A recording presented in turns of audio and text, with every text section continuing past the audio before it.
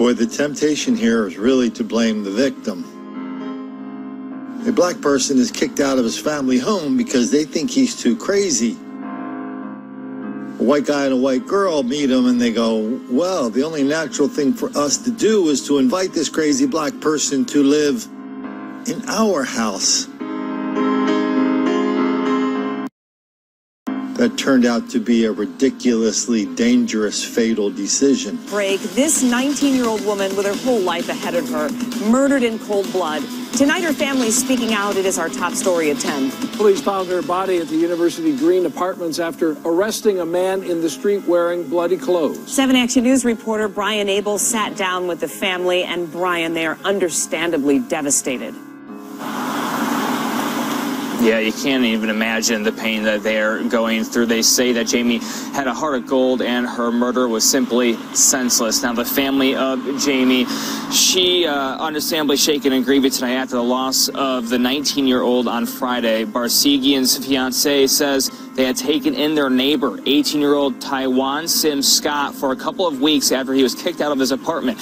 He was found making threats with knives and bloody clothes in Ypsilanti Friday, leading police to Barsegian.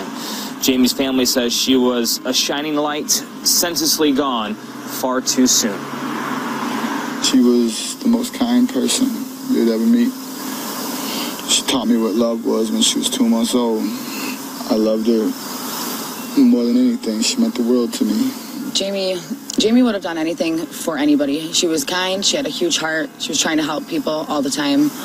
And she didn't deserve this to happen to her.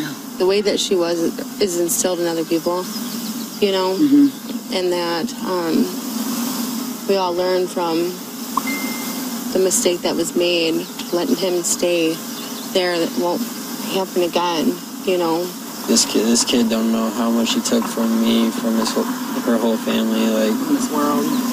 I don't know, like, all my plans revolved around her, like, my future revolved around her, and now it's just like, Okay, so we know that that young couple should not have invited that guy to stay in their house.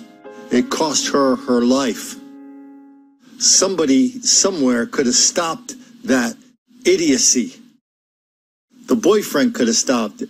The mom could have stopped it. The dad could have stopped it. The aunts and uncles could have stopped it.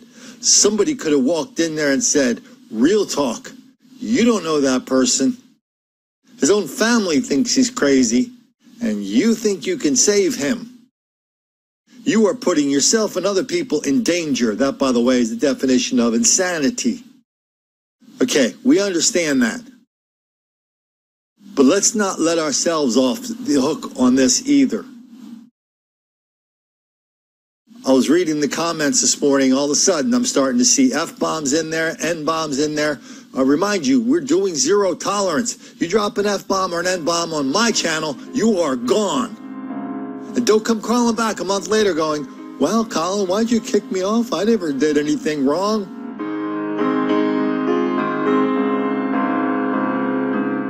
The way we talk about this has a direct result on how persuasive we can be, how many people will come to understand what we're talking about. And so when we see a young woman out in Michigan near Detroit, Ypsilanti, killed because somebody who's watched these videos hasn't somehow made contact with her. We have a lot of people watching these videos.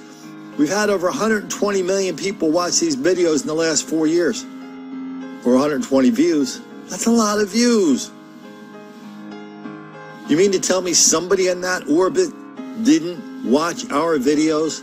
Somebody connected to her through 1 degree or 2 degrees of separation?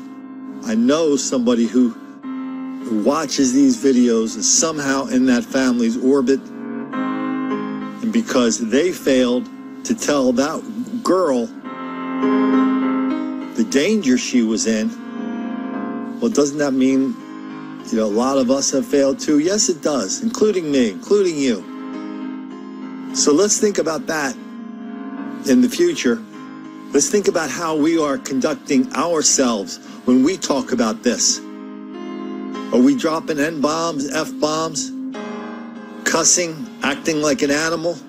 Are we turning into the peak kind of thing that we condemn? Or are we discussing this in a way that where people are going to listen to us with a little bit of dispassion, but you can make up for the passion with conviction, and you do it. You talk about this to your friends the way you would talk at your dinner table over Thanksgiving. And if you're one of those people has a family that's dropping F-bombs and N-bombs during Thanksgiving dinner, well, I guess there's nothing I can say to you other than just don't make the black kids angry.